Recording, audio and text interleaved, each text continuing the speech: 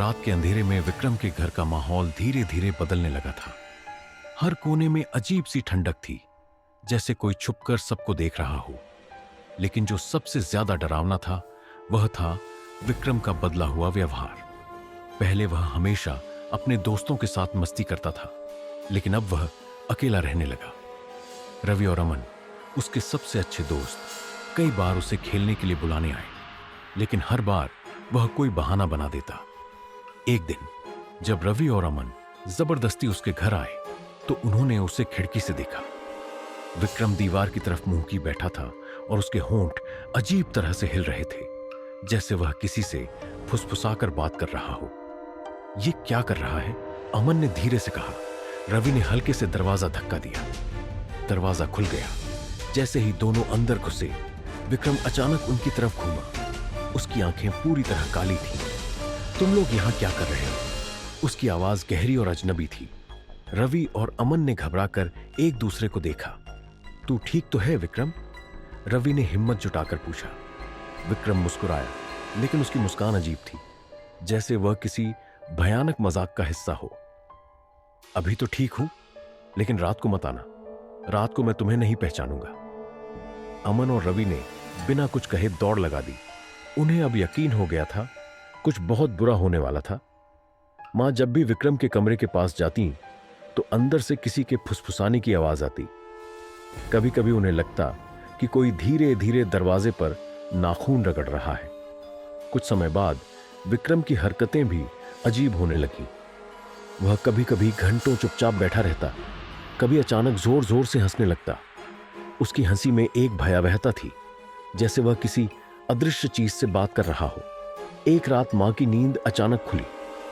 उन्होंने महसूस किया कि कोई उनके कमरे के कोने में खड़ा है।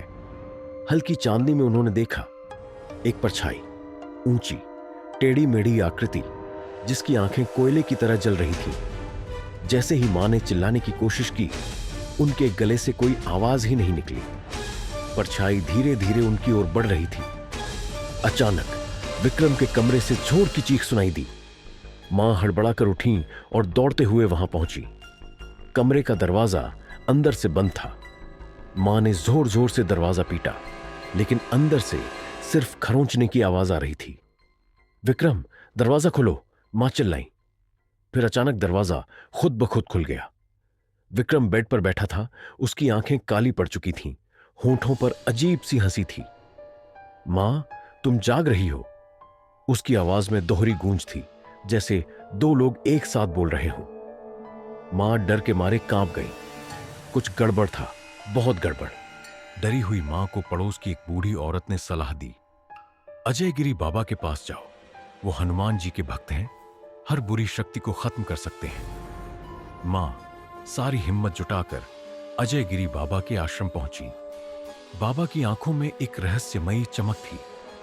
उन्होंने मां की बात सुनते ही ध्यान लगाया और कुछ देर बाद आंखें खोलकर बोले, तुम्हारे बेटे का शरीर अब उसका नहीं रहा, कोई और उसमें बस चुका है। मां की आंखों से आंसू छलक पड़े। बाबा, उसे बचाइए। बाबा ने गंभीर स्वर में कहा, यह आत्मा कमजोर नहीं है, इसे हटाना आसान नहीं होगा, पर हनुमान जी की कृपा से कुछ भी असंभव नहीं। उन्होंने मां को एक हनुमान यंत्र दिया और कहा, इसे विक्रम के कमरे में रख दो, पर याद रखना, इस रात जो भी हो, डरना मत। मां ने जैसे ही हनुमान यंत्र कमरे में रखा, घर में हलचल मच गई। तेज हवा चलने लगी, खिड़कियां अपने आप खुल बंद होने लगी और विक्रम बिस्तर पर छटपटाने लगा। मुझे जाने दो, उसकी आवाज में गूंज थी, जैसे कमरे में 10 लोग एक साथ चिल्ला रहे हों। रवि और अमन, जो खिड़की से सब देख रहे थे, डर के मारे पत्थर की तरह जम गए। तभी अचानक विक्रम हवा में उठ गया। उसका शरीर झटके खाने लगा। उसकी आंखें पूरी तरह सफेद हो गईं। कमरे की दीवारों पर अजीब आकृतियां उभरने लगीं, लंबे डरावने चेहरों वाले साए।